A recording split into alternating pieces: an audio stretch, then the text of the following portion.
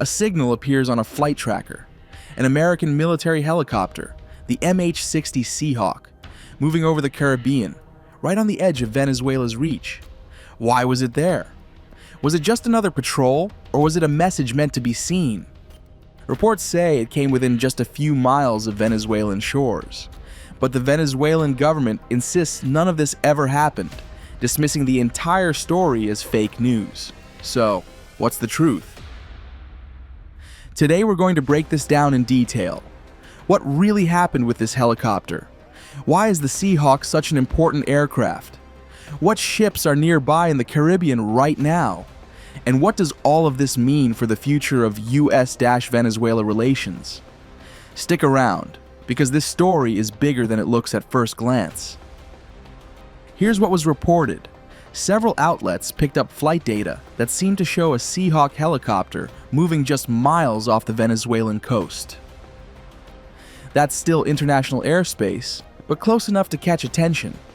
The timing was early September.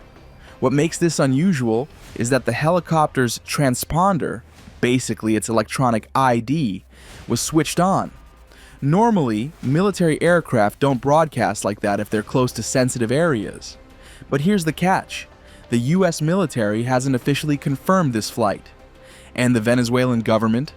They've come out strongly saying this story is false. They say it's propaganda, part of psychological operations meant to stir up tension. So we've got two completely different stories. One side pointing to open data, the other side calling it fake. Now let's talk about the helicopter itself, because this is no ordinary aircraft. The MH-60 Seahawk is the Navy's workhorse in the sky. Built by Sikorsky, it's a cousin of the famous Black Hawk, but adapted for life at sea. Each Seahawk costs somewhere between $40 and $50 million, depending on the version, and the US Navy currently operates over 500 of them. If you look worldwide, with exports to allies like Australia, Japan, and South Korea, more than 1,000 units have been built in total. They can fly off destroyers, cruisers, and big amphibious assault ships.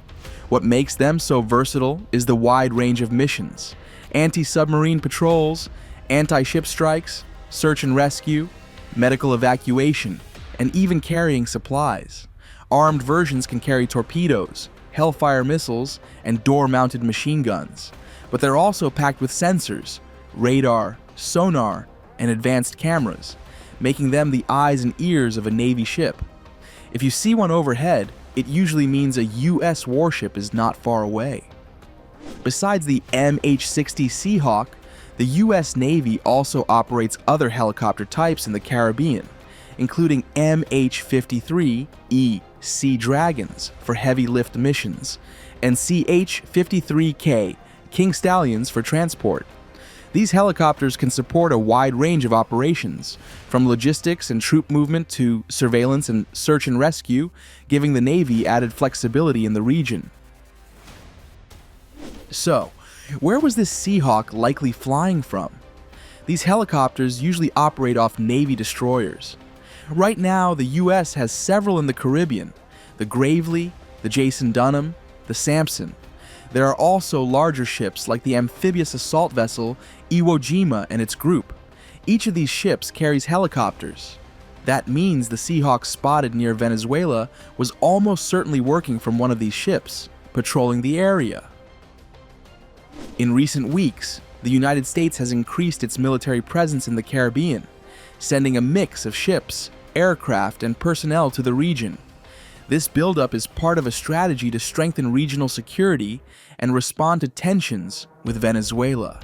Several key US Navy ships are currently operating in the Caribbean, including destroyers and large amphibious assault vessels, carrying thousands of sailors and Marines.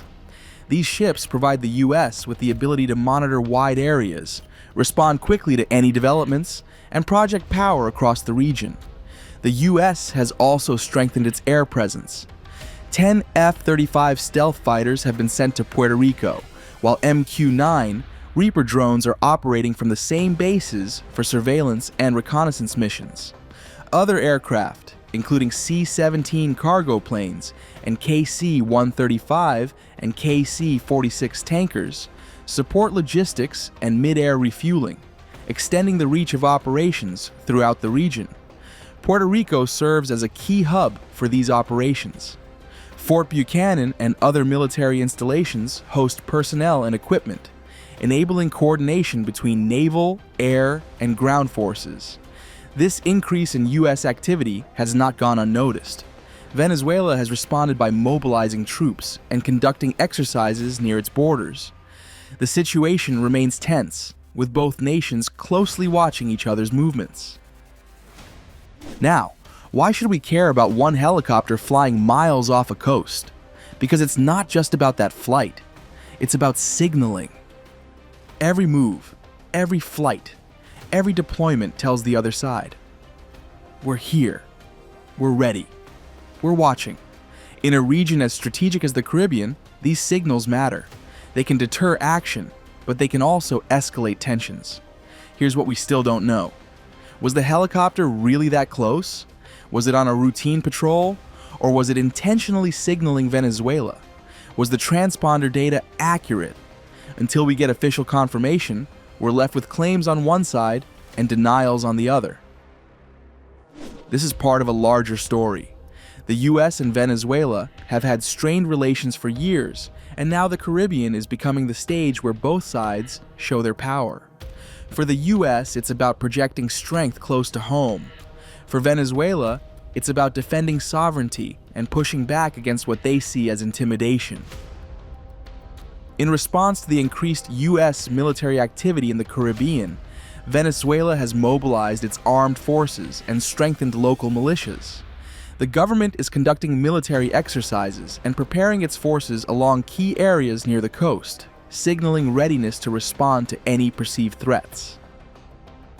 So, was there really a Seahawk helicopter that close to Venezuela? The data says yes. The Venezuelan government says no. Either way, the fact that we're even talking about it shows how tense things have become in the Caribbean. And here's the question I want to leave you with. Is this just the start of a new standoff in the region, or just another routine patrol that's been blown out of proportion? Let me know what you think in the comments.